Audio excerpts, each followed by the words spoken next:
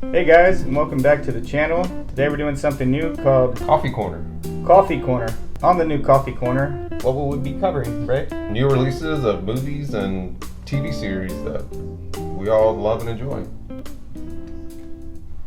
Oh my god, coffee's That's good coffee. That's really good coffee.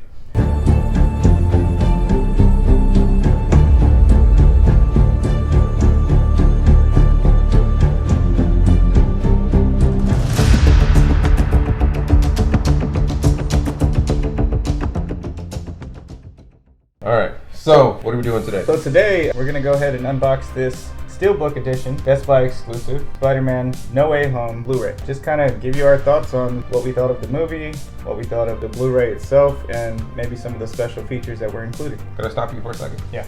You know, when you first told me about this, I thought that we were going to have like this massive limited edition collection set. Open her up. Alright, so we're gonna go ahead and open this up. If you look at this, I think that actually looks pretty cool. It has some pretty interesting artwork. That was one of the main reasons why I bought it, and it does come with a digital code. It actually has Alfred Molina on the disc. Nice. Yeah. Alright. Which is kind of funny to me because I thought it was more of Norman Osborn that was the main antagonist of the movie. Yeah, no, I agree. He definitely stole the show, in my opinion. He did. Yeah. We did both go see this movie right when it dropped, and we've seen it again since it's been out on Blu-ray. Quality, obviously, on your Blu-rays is a lot better than it is on digital, even though I do like digital copies. So what did you think of the movie? Greatest movie of 2021. Possibly the best Marvel movie to come out as of yet, in my opinion. Now, this might shock you, and maybe you as well, but I've already talked to a few people who did not like this movie. Give me their names so I can hunt them down. And I still can't believe it. I can't believe that either. So I'm a huge Spider-Man fan. Yes, Spider-Man is my Marvel, he's like my Superman. Yeah, so. Spider-Man's been my favorite since I was a kid. I mean, that was probably the first comic book I ever picked up was a Spider-Man copy. So I watched everything from Sam Raimi to Mark Webb.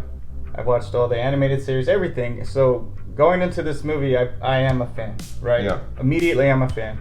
I didn't want to believe 100% that Tobey Maguire and Andrew Garfield were coming back. I knew it from the beginning. There was so many rumors, and I was like, you know, I'm not gonna hype myself up too much and then be disappointed.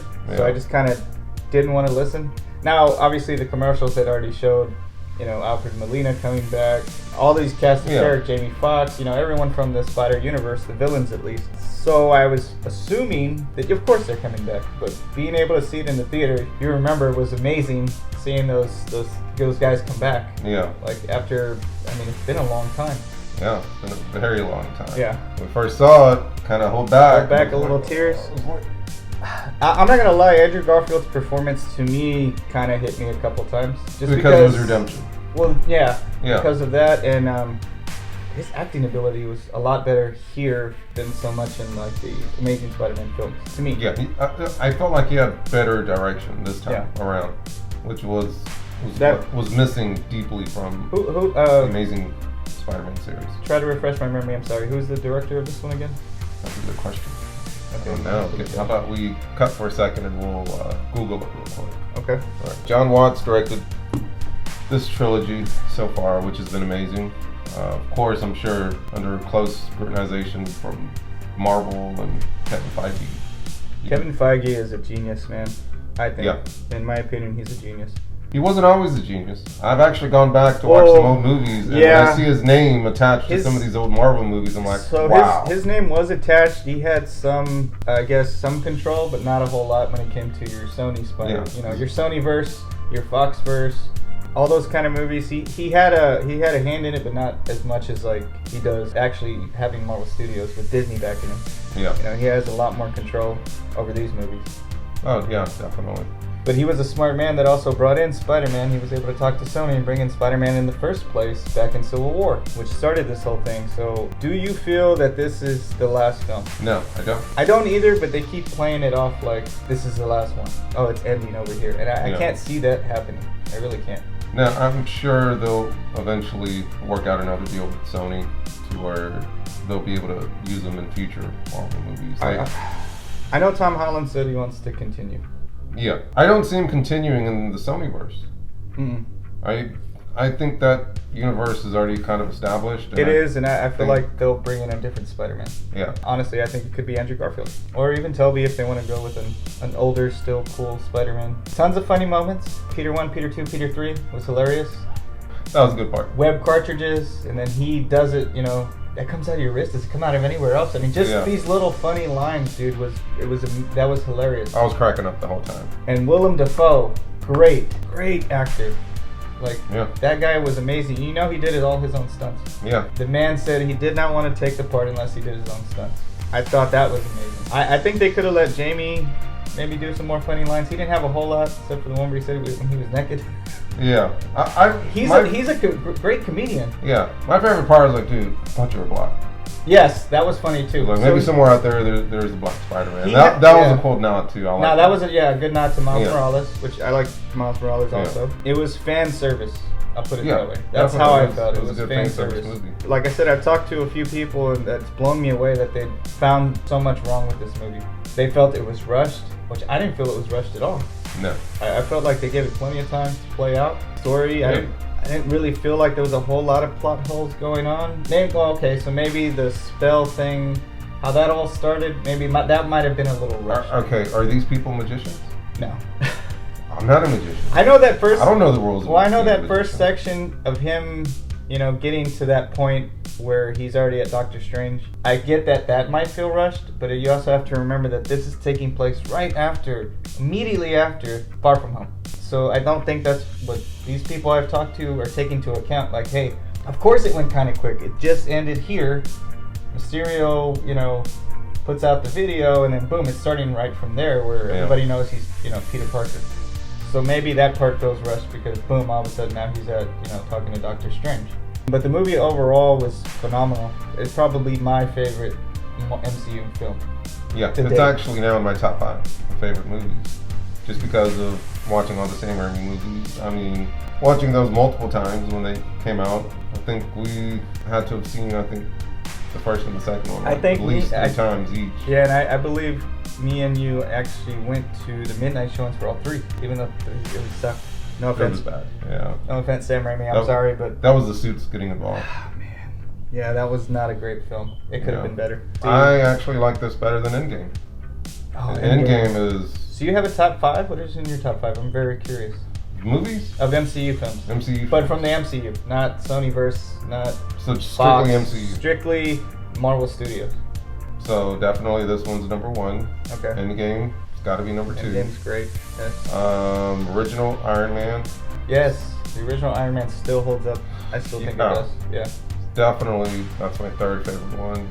4th one has got to be Thor Ragnarok. Ragnarok was that great. Movie just... Yeah, that's a great film. That movie just pumps me up whenever I see it. And it's hilarious. Yes, that's a great film. And definitely Guardians of the Galaxy. And that was a surprise one. Yeah. That's not a bad 5 list. I mean, mine would be, if I may, Spider-Man is obviously in there. Yeah.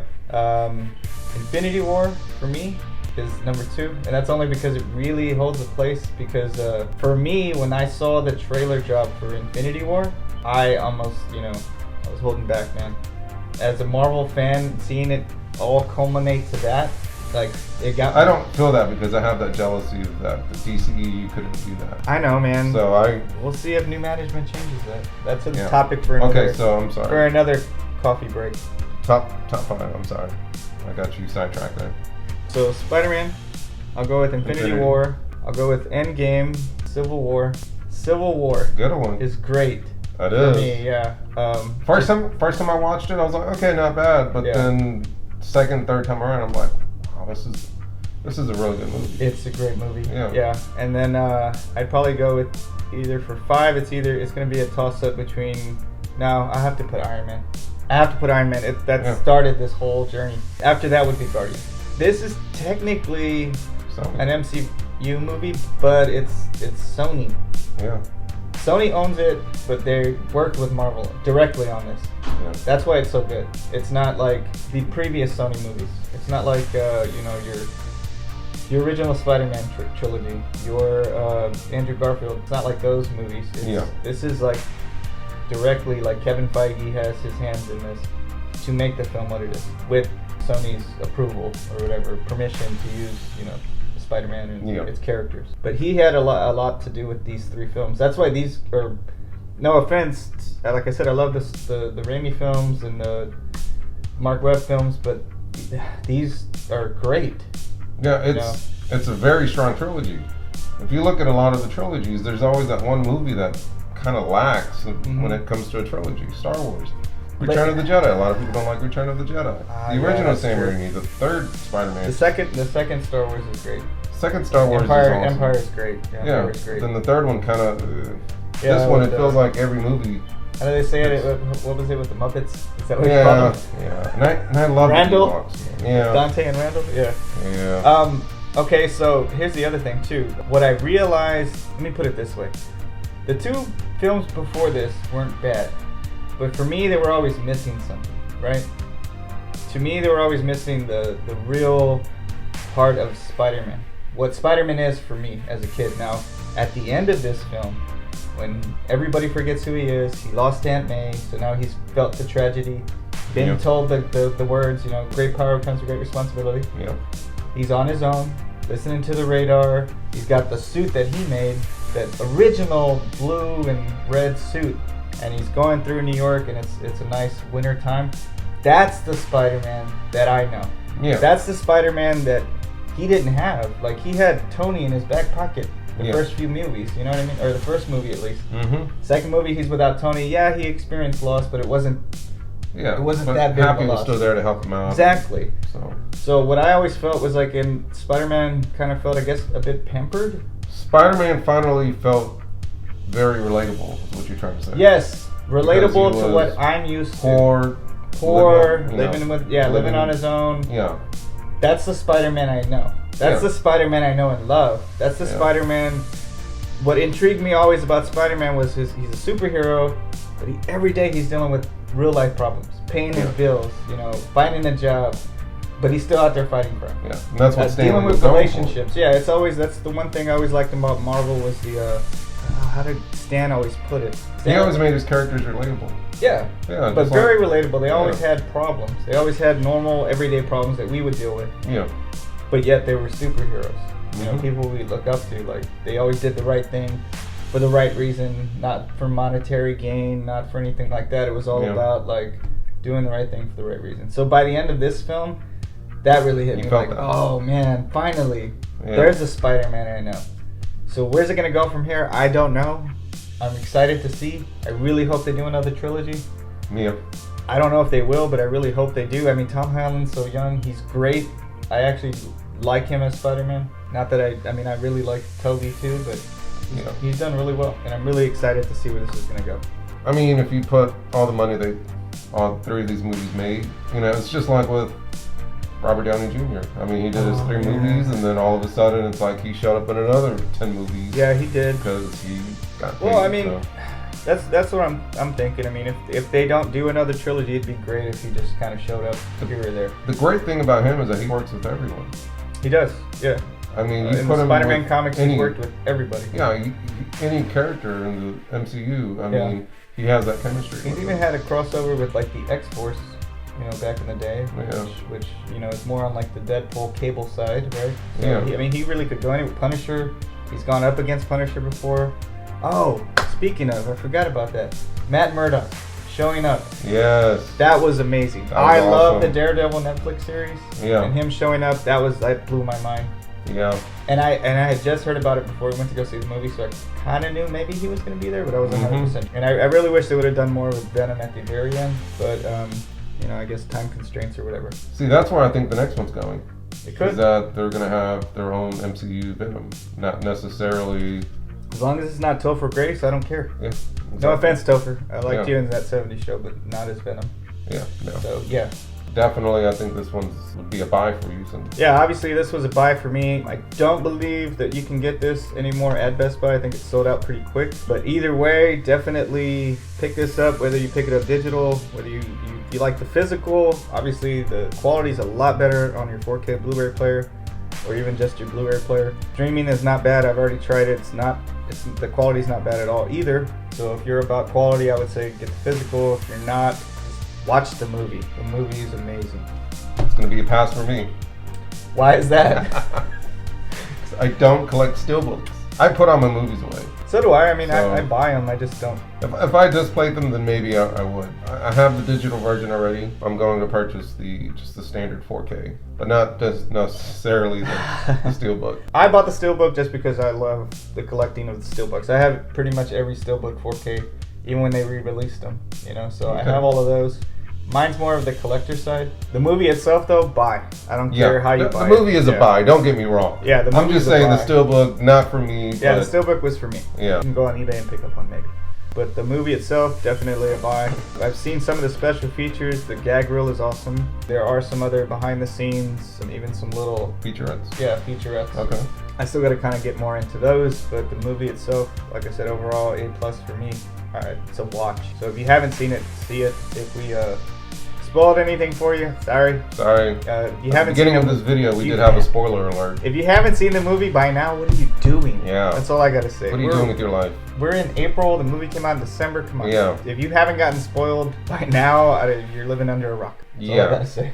Yeah. That's like spoiling Apollo Creed dies in Rocky 4. Wait, what? No, I'm sorry. Like I didn't know that? Yeah. Yeah. So yeah, that's our take on that. Hopefully you can join us next time when we have Coffee Corner. We'll be going over something else next time. And we'll check you guys later. Later.